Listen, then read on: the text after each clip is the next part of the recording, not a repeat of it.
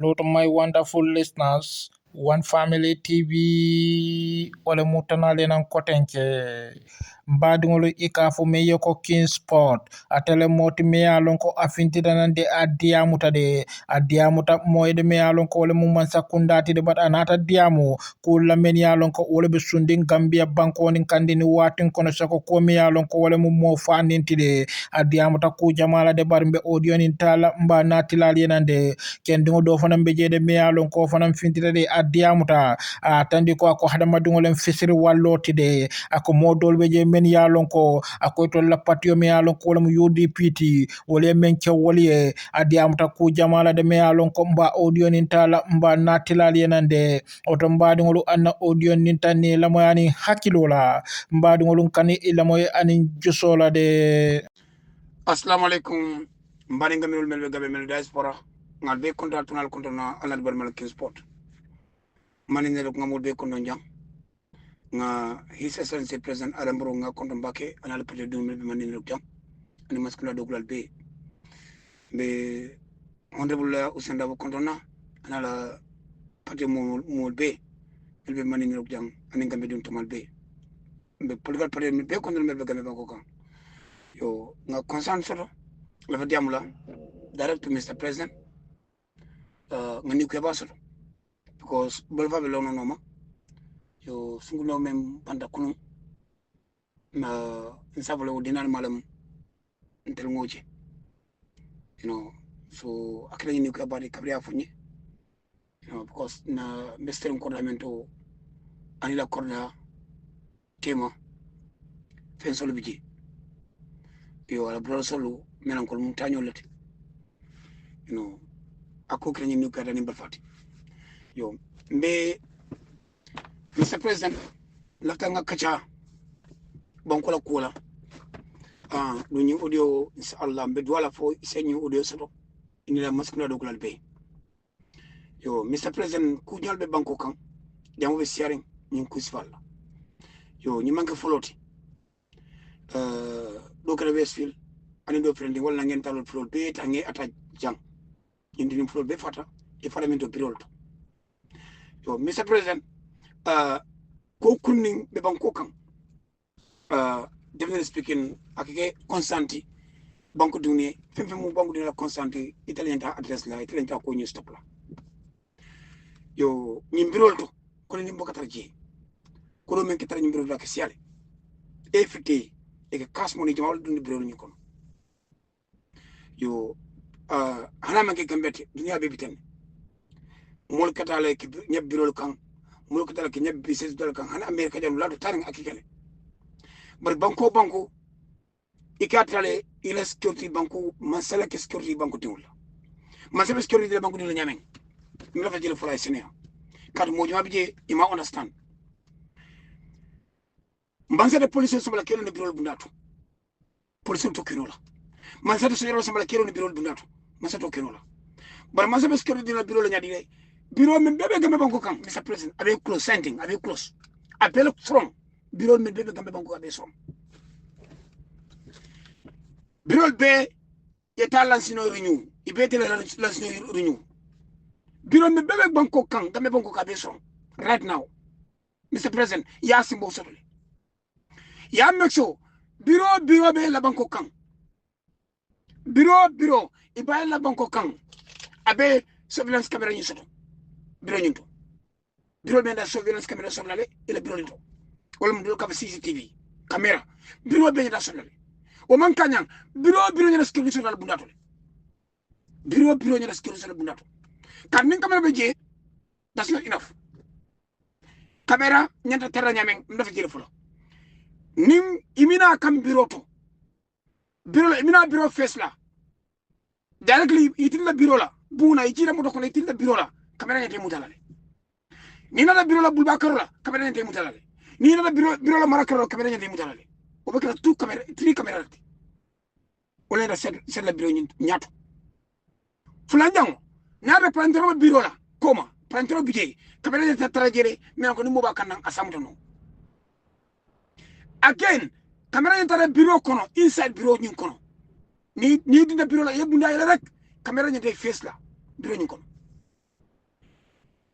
baro fana man kanyang katu kamera star no blatole modo dige ye masko ta ya use ye naji so ba ko isi mo fano konto wals kamera bije yani be mutala price time ta wato u fola ni ora wo kola security ni tara pilote security ni tara pilote katu ni manke maskunda do côté que security ke biro nyunto bar maskunda do kola minti pour que a diamu mbele biro yella yani kala sino dile amme so kala biro nyim physique kala so vera biro nyito kaje ko ila ye biro so la ha yani kala sino dila ila biro be nyadile camera bi dila ha security bi dila ha eta je so ve folo yani be la sino dila biro be nyata la sino biro be chow gambe banko kan abe so kanu nyimmi be biro li yel kan e be ko so kan ila musol ni dum sin so kono e be ko e jo kan nyimmi be nyila wala life in wrestling deni merem sungu de merem ko i grande jira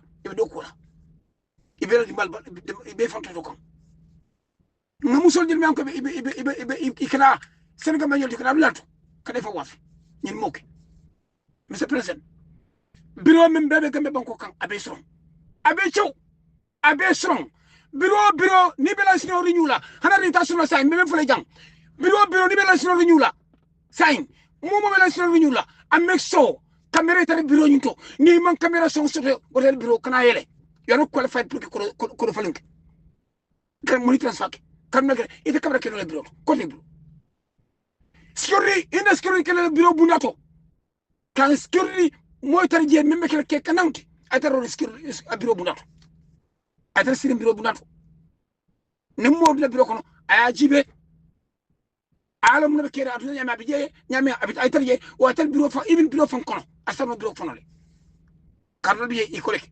sikole ke amaka tar biro bunato outside akata biro lo kono ataka buna ila mawli ni buna nyabela do sikole men nyata wo kala wo sikole nyata amlale afuna nyanya tiya gaso nyata re bulle wo sikole nyata tiya gaso nyata re bulle sakoli biro be gambe banko kan momo be do ko biro nyunto amari nyata tiya gaso solale alida atiaga so dila mari dal même fo be wo a musunguro ni atiaga so dala jele Mr President la fe dal la nyina kadum bolbe ko même fo ka ima long ha gambe man sikio yes nal ko gambe man sikio wo muto ni connect kadum ne keda ni manke ko president baro nyana police le claim birolto bari mun be keri wolmu i feto da me wolmi ko biro janabe lansino sudla ainda skirno sudla je so wakamala ni ko gamma skiro in that sense that's all right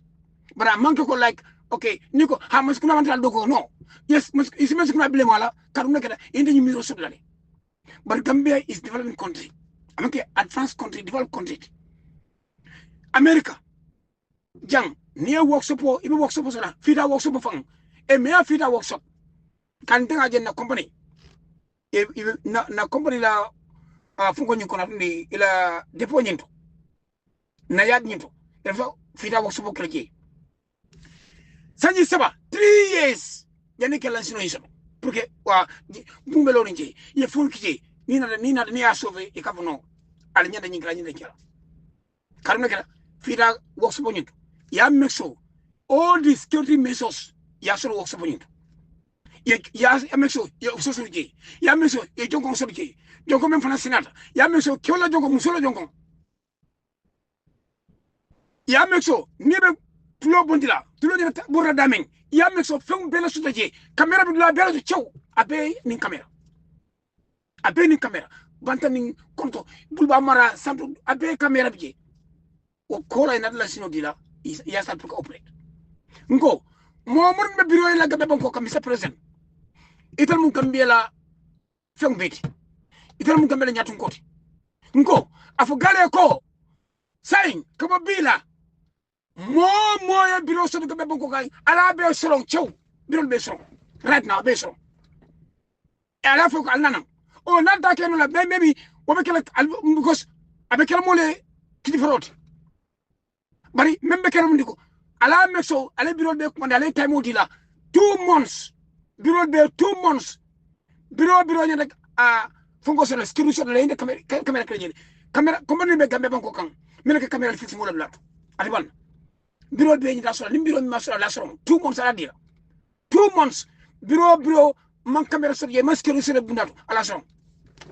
banko dul be ñu focalité ala soron mbedam kam banko diw newn gambe be newna mbedam ko Mr. President gambe diw ko bureau be ni restoration by force du o bureau la security bureau tiol ba jola kameme me fixaje bureau tiol ba kreje ni man so ni mo keno il faut ñok ñam tu ñat kadum police lu man ndata police kele alla bureau man ko dal kamera fixal alla bureau atene ni kreje ñi ko albe mol mi tala do ko le life is safe no ñame say ñim fel da fata ñim bureau tiol la sino babulle mebe ñi wadi ndam aban abelola brastino bureau do babu do meme tamaka atodo close la sami abe modo na dañu bureau ko meme do ko keleje camera taraje security taraje Mr. President ñi mu la do ko pour le bangu du yamek so di la life is secure billahi meme fole ten ake fo nin ko men ko be do ko ñinuna gambe do ko do ñamen say nim fo nin ko do fakan ele do ko mulatu kubga ibe fala ko mulatu askeno ñi tamuta no la du ngambe me ñamen me ak wesmi forna la mati du ni me ko ñu forna ko fornati du mëna mi na kele ali alon say I ka fala gambe is very easy kare mëna ke le bureau man sikio america jang bureau be sikio ko do be dawda america jang appele camera ba beloto han officiel ko camera bi mol dinkira la america jang dawda mol ke dunje mo ko laji different people ko ben jabe le camera so america be the whole america alaf al mo ni camera be america jam ala foy ala office du mal camera de dame ala samri la bilik du mal camera de dame kadu mo nekela ila jeni ka operate e be la so dile ibita je so be ko camera bi jele camera me an ko fanan ibitela camera la screen o jiberale kale ko all side of the building abel cover and even inside namake kamoto namen ko bar labe ababe ko volale ina lansino dilo Mr. President bedan ala kilay right now bureau milbe gambe banko kan 2 months dila na siata 2 months kana tamiro even 1 month fa kayent 1 month kadum bi o bureau be ni 1 month is camera keno je security police sama yawla nim bureau be yemo ji abi firo le je bureau da be ling security je camera je ale amari sama kidola ala bureau so ala lansino 6 ala sama kidola ay kudu bak nang jo fayni Mr. President something akira ni kwet mbe même fala Mr. President ila do ko minti pour que banko sikio ila do ko lam ñim fala security lo kono banko la security lo kono ñim banko security lo kono of course sa ite du sakeno se mo be tele banko mo polisolu merkala sino di ala fa ye timor sino mel be kata la round ila bureau ni mon camera so je e mon security so je ite operator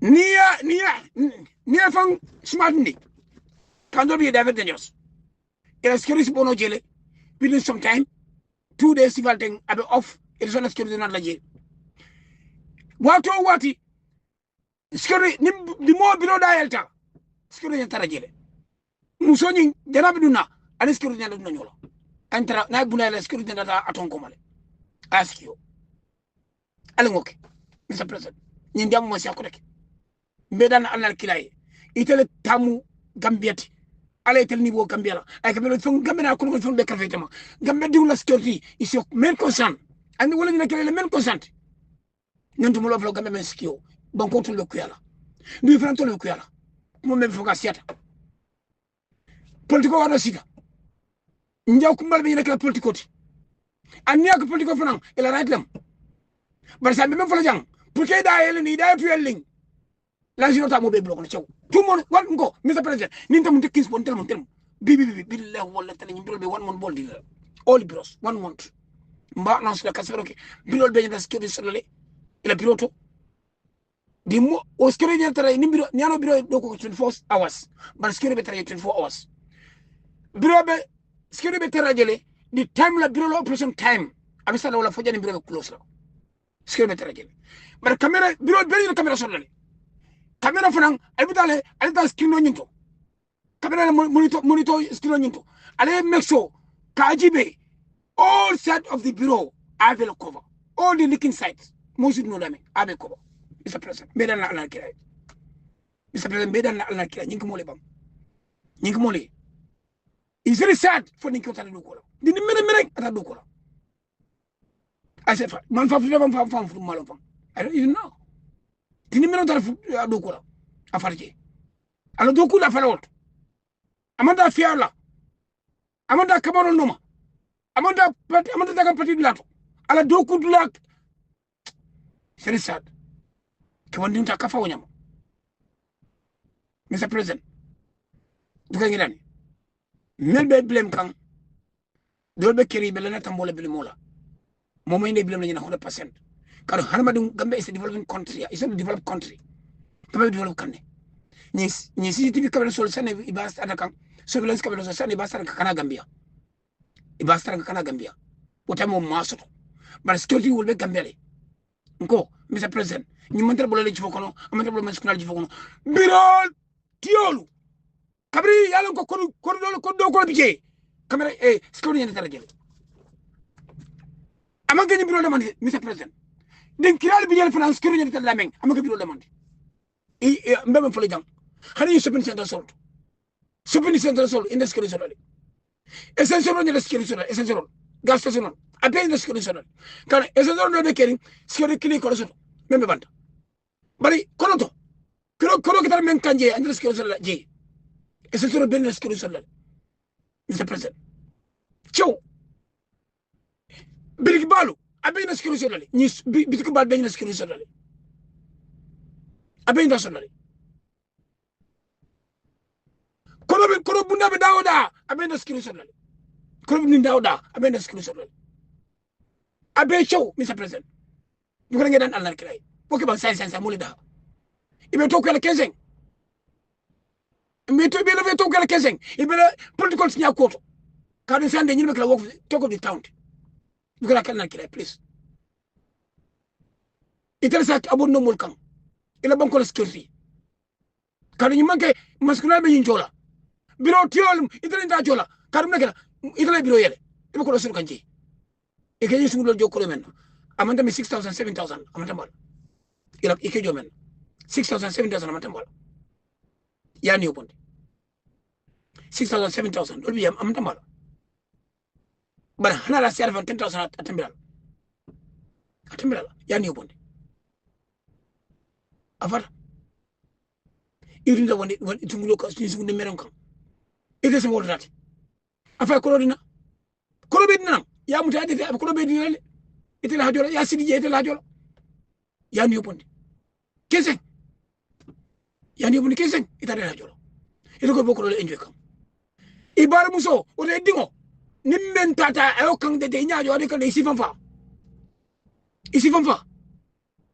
ibar muso o dingo ya di molta de yo kang de o mo ya ke fa isi fanfa itata o de dingo même bota ala korda kono we hope that nkara do ko minna pour ngan nawulal tubto ngam ngesu ngam fa sutra ita yuci ya hani kamuro chika kaso fanyo il sur le kolomena che o kolomena tam million est-ce que amasi in kolometa maybe wuli kemolam nanko molam inotata kolomena ko sadu no calcula bang ye moni obondi ani mi dal mi sa fela mbena ala kilay du ko ngedani ala ye du ko ngeda mi sa fela ngala ko mol ko moyle du ngetantu ngejay ja oil yeme esmen ko te men kije mi sa present nge kanu bara kanu kafule du ko ngeda ni frank mole bam ngo mi sa present du ko ngedan ala kilay ni mole da ito du kuyering gamma meskio hey afo birole ko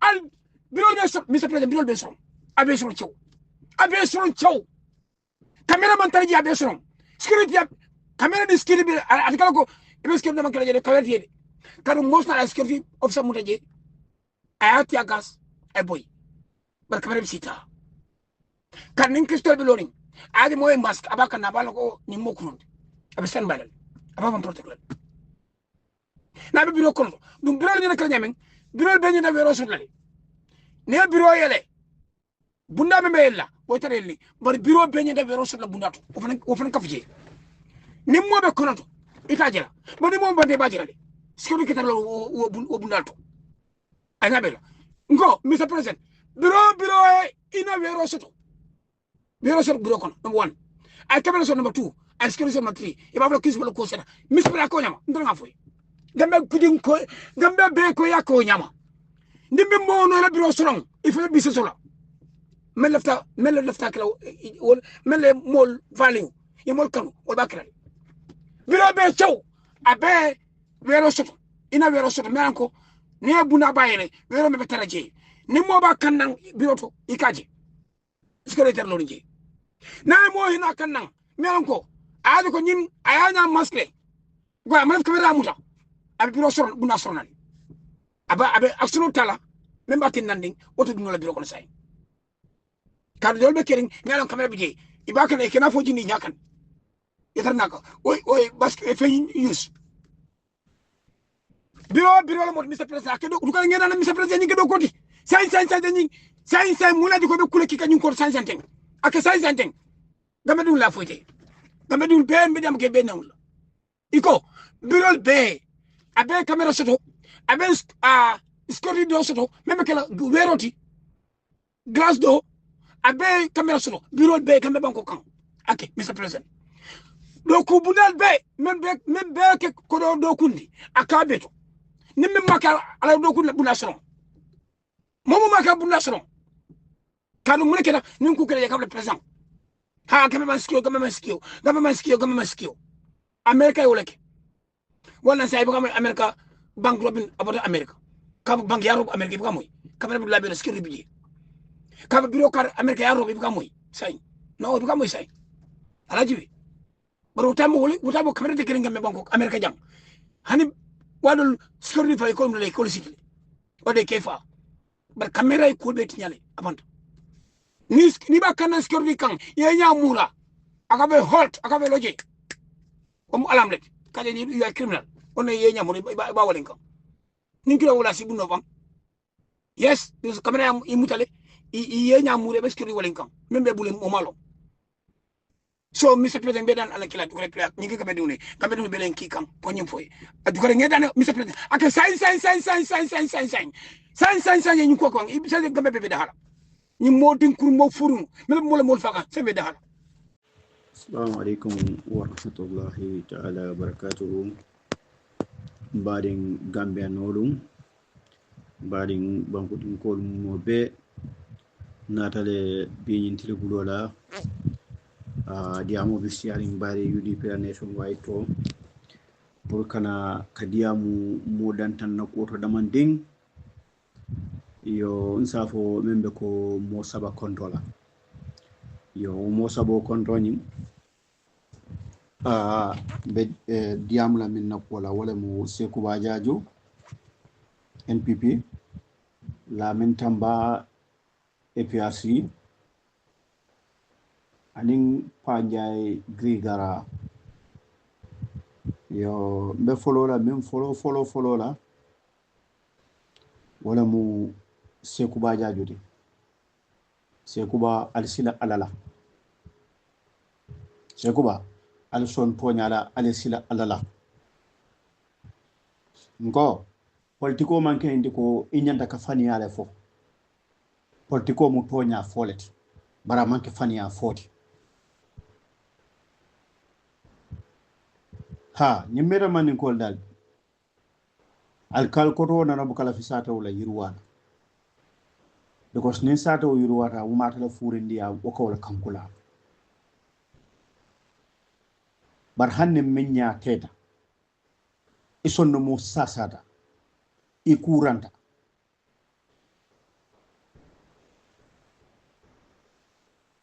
wallahi hani nyamatol yalne ko UDP la nyinto they have success bari Allahu akbar kabira jawo be kala jawo ronner kay jawo na tam ta jaw ajaw wala la kuma di ma fala do ite wuli ko ite eko UDP la nyin tomu is the weakest tool throughout UDP's nationwide tour. Seku bande ko fani ala moto wonte to nyati e jusole be batandi kan ame so no nyin na pour ka to nyafo bari ni hada badu juso kono be findi akasiya sonno mola ka han to nyafo ko kole ya bulle UDP success means to andu handina into organized nyami everywhere in this nation you know that if UDP have a great success in this store but woku ya taliyen ne alta kuno la je fare senyin drone nake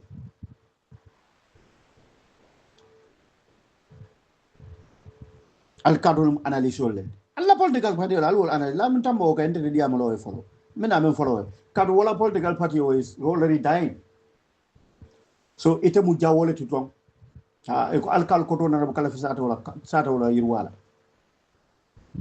kadu han momin sonno mo sasat wayala na ko UDP la nationwide to is successful but al malla fa al nan lafi lan malla fi nana bu lafi and one thing I will tell you ala man sa kunda da malabe jed akome yake wala kake akomenta kala wala bukake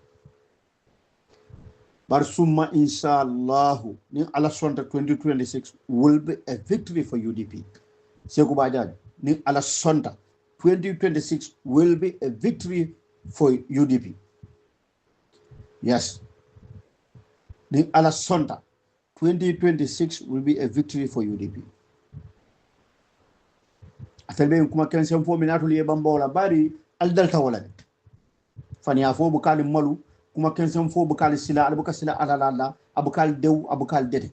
Atelier bambola do na le amena politiko mu wala. Ka molde ne ko kuma kensen fo o bande gambele.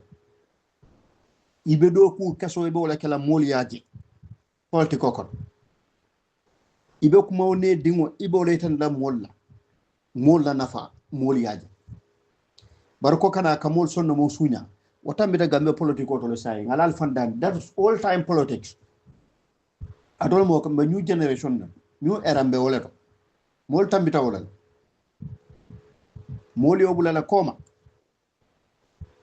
adol yamal politiko mbe kerim bi anim membe kerim bi anim kunu wol tamita wol kay wol manke kilinde so UDP is all formation at all time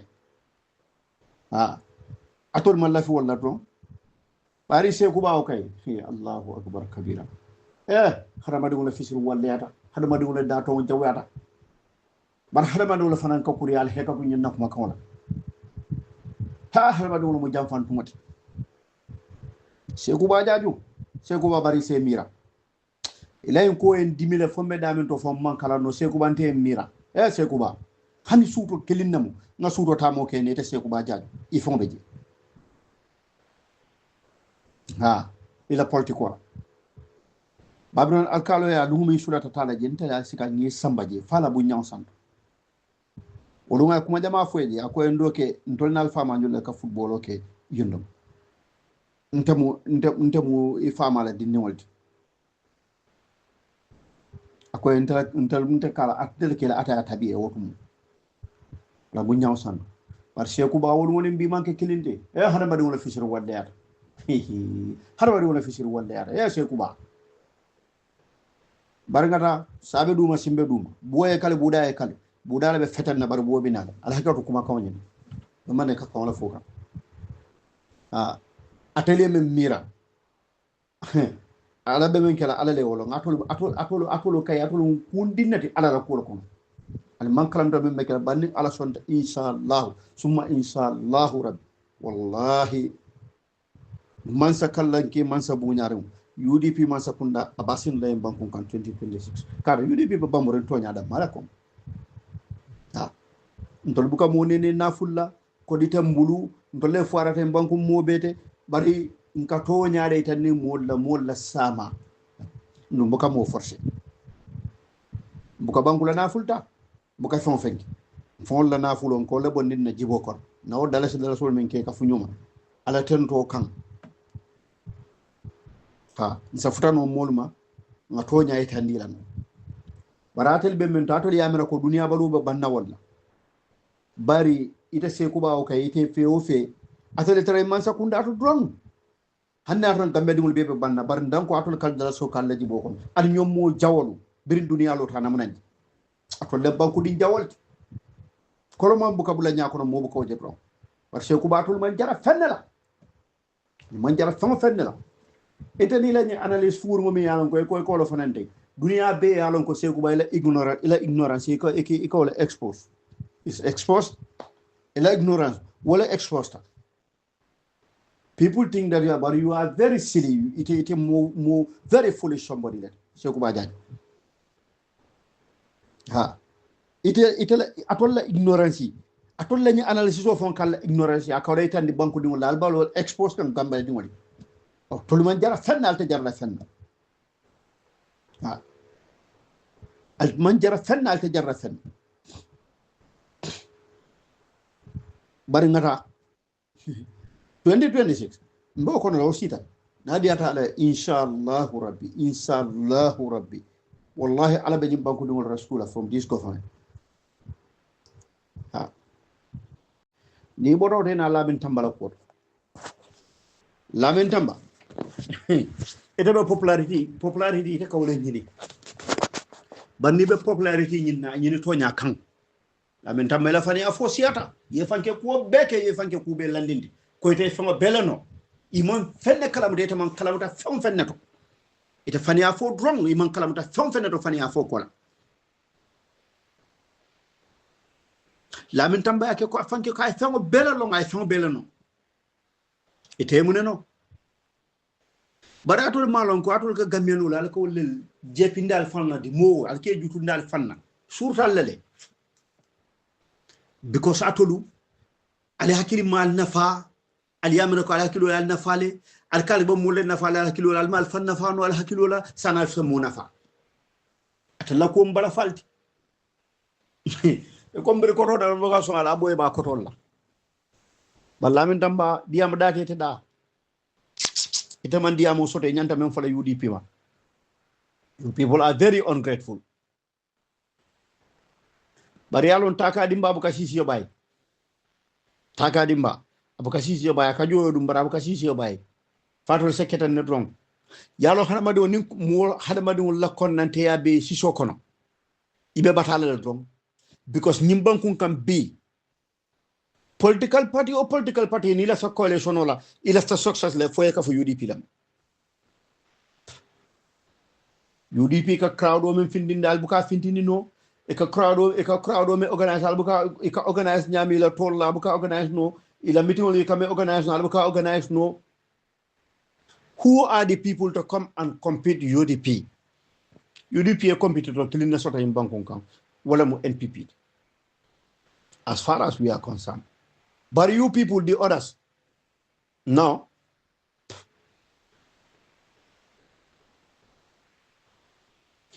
What you are thinking, if you think that the politicians should come together, opposition, but this is not the way. You cannot be knocking somebody with a hammer and at the same time you said you are putting a glass on his wall. That is nonsense, Lamentamba. People already knew you peoples. You are not in for any good about UDP. We know that. Bari hasidiya mambetea. Hasidiya mbal sodno mo kono. Lamentamba nan mabula nabita kaburo la kono. Alendia mu para ite amera ko wala mu kala mu toni kuningote. Lamentamba man fenna long. Ite man fenna long. Fenna fenkere mo long. Go and organize your party before you start talking about other people's party. Those people are already organized. They are doing alpha nation white tola. EPRC alta. Nation white to alta. Alta ola. Ngaljibe. Everybody should have to show your strength. If at all not mal large nako alko you but at all alko UDP is victim. So alfane UDP ta le strength jibe. Alfane ta le strength jibe. Hey, fata hejut fi nyone no banta yim bankun kan alko te mo full no te mo neno la. Peoples are aware about you people. Lamentamba. Moliator Kalamtale. You people cannot escape from any nonsense you people have been doing right now. Because everybody is aware of you people, how you want to manipulate people.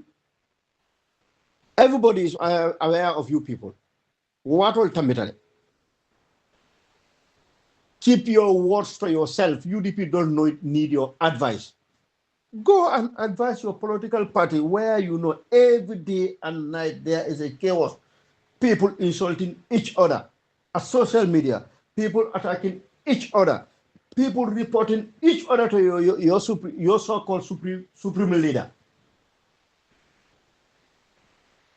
Today, the executive is going out, the executive come in. Your party, why don't you go and organize that and make an analysis for those people so that they can be prospered? Just leave UDP how they are. We are very proud of ourselves and we are very proud of our structure. Go and build your own structure. Leave UDP to be free. Lamentamba. Go and help yourself. We don't need your help. We don't need your analysis. Because we already knew what we are in. But you don't know. You are just lying. Lamentamba. You are just lying. These analysts make a big proof for your ignorance. Lamentamba. You know nothing. Nothing. You know. But thank God, just keep exposing yourself on social media. People are listening, people are watching, people are reading. Just go on. You will never know that you are nothing. You are ignorant until the day came. And that day is on the way coming. Don't be surprised. In 2026, you will see UDP government in this country here. I'm not saying that UDP does not invite any coalition. We invite. But as a fact, any political party in this country here, you want to go ahead for coalition, you will endorse UDP, join in the UDP if you want to win election. But without that, any coalition without UDP in this country cannot go. That's the hard fact. Mbebula la jawol to follow. Ngebula fo nyaato ko rek. Lamin tamba. Ha. Allah baraka. Yo. Yalo hadamadu natilinda asonno mo la sato nyala ka bete ale. Hanni na mari te kukilin. Hanna mari malla fi la follow ba nin tonya na to ngabe o folale. Yine mu moyati. Kana tonya jibe kaje kon te malla fi kar la na ta kukilin. Barin tonya na ta fala hadabadin kake hadabadin kurmona moti bar hadabadin fanan ka tonya e tanni nana ta hannin niyelbe bolo mando sale be kala wombantu a jawole mu ala tonya le kala atamu menta be wodi dalale. Thank you very much, Uncle Panya Grigara. Very good analyst. A great politician. Even though we are not in the same political party, but we are not in, and also we are not in the same direction, maybe, to my thinking. But as far as the nation is concerned, he came out true. He came out true. And said the truth outright, without hesitation. Uncle Panja Grigara stated that without UDP here, any coalition is going to fail. And that is reality. People have seen their activities. You will hate them, like them, but what is truth is truth. Thank you very much, Uncle Panja Grigara. This is what human beings should have to behave. Whenever it comes to truth, don't fear anybody. Even yourself, don't fear. Because a truth must be told at any consequence. I thank you. I compliment you with your effort, saying the truth and the hard facts and enlightening the people of this nation, the oppositions of this nation, in the right direction, if at all they want. Hate him or like him, this is what he do. Bravo, Uncle Panjay Gregara. And what he said, that's the hard fact. You like UDP, you hate them. That's what he said about UDP. That's the fact. Yes, I like this man already, because this man, when it comes to telling the truth, he never hesitates. He will tell the truth outright. What you people, dilly-dallying, you think that people don't know you people, what you are up to, just to belittle UDP in front of Gambians, that is past. You cannot do that. Allah is in control of everything. So there is no manipulation from any humankind who can do without Allah's permission. My God is in control of everything. So don't stress yourself, UDP militants. Don't steal, don't lie, job wreck. Badi wala mbeda nale jenna fo wato do.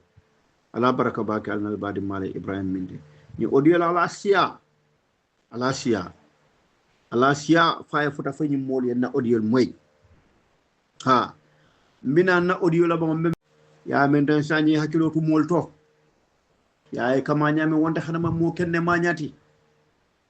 Ya nin ku fundo loti e nyanta siotu la ene. Na siotu e nyanta lotu la ene ya han kuteje.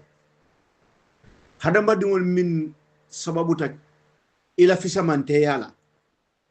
Wo hadamba dingol nte jawte kana wol ke jawte hannin bi ife ko itela mironi manke mirakilindi. Bari isa ala tentu ala ke sababu minti iketete la fisamante yala. Bari yaya alla jawya be kenol to amantra nukunding. Yaya famfo kanyang iman kementita kenola ala me kementita kenola oti. Who cares? You are doing an international engineering exams. Who cares? Iko ke jumale.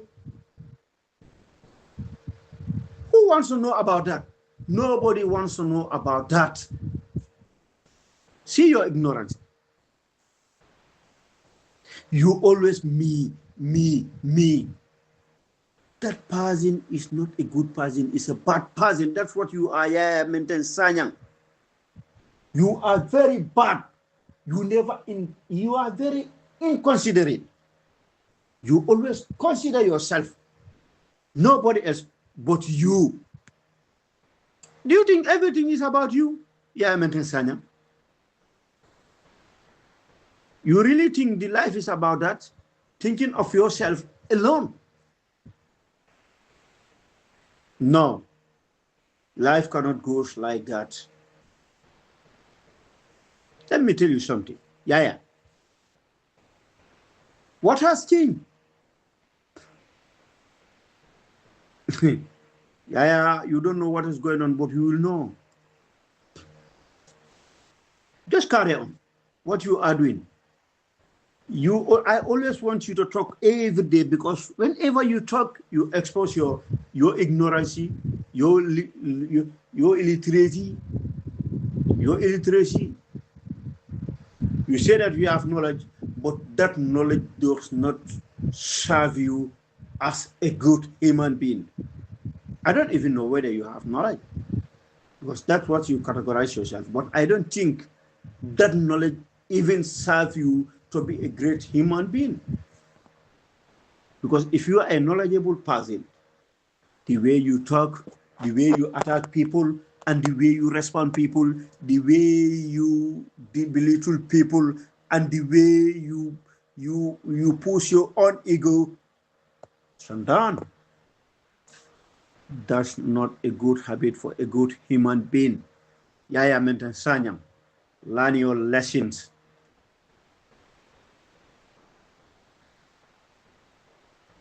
Go through your assignments and know how to talk with the people and how to go with people. You know, this world, let me tell you something. It's not about your personal interest always, but sometimes check back and look into people's also businesses, their interests. That is what life is all about. But I alone is a very bad person. Somebody whose nature is that is a very bad person, is a bad character. He is a bad example to any generation. Yeah, mentally. That's what you are. But one thing I will tell you, if you don't learn to respect elders, a young one will not respect you. You disrespect elders, you think that young ones will come and respect you. Who are you? Who the hell are you, Yaya Mentensanya? Whenever you came out, you direct a word to Alhaji Hussein Dabo is not your marriage. Alhaji Hussein Dabo is at age of a fathership. If you cannot respect him as your father, leave him alone. But if any bad or worse word is directed to him, will come after you. Day by day, night by night, minute by minute, hour by hour. Swear to God, yeah, Mentensana, you don't know what you are messing with. Keep Hussein Dabo aside. Focus on your so-called movement, what you are doing. Keep Hussein Dabo outside. What's wrong with you? It ain't so telako. Jamfantungola muti, Kisir Kasala muti. Did they mention your name? Nobody mentioned your name. But manding koloko kuben kono di no casino.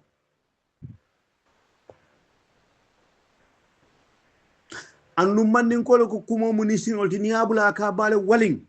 Nia kumo bulete aketa woto songonim beta le kumo mem fo teleso mu kisiri kasali mole muti yaya wala muiti kisiri kasali mole muiti ni man so wala ni man le fo le be kisiri kasalo e be wala bulala. Yes, because he had the phone. Somebody talk, say his words, not mention your name, you take that words as is your own. Then you are the proper person whom you know people should direct that words to you, because you already know yourself who you are. You see what I'm saying? Your ignorance has been exposed by yourself. Your illiteracy has been exposed by yourself. Yaya Mentensanya. Know yourself, know who you are, know what to do with people and what to say with people, especially elderly people. Now, very Yaya. Maybe people don't know you, but I know you. I and you, we are all from Kiang. You are from Queenala. I'm from Keneba. You was once a teacher at Keneba. Yeah. I'm older than you, because you used to teach my younger brothers. Maybe if I tell you his name is Fode Minte, with his friends Morkeba Bado, Ibrahim Sise Adeko. And one of your schoolmate teacher, Mr. Boja, I don't know whether he is from Gunjur or Sukuta. That's what I forget. But let me remind you, Yaya, before you where you are before today, I will not say such of things now. I will just left to you.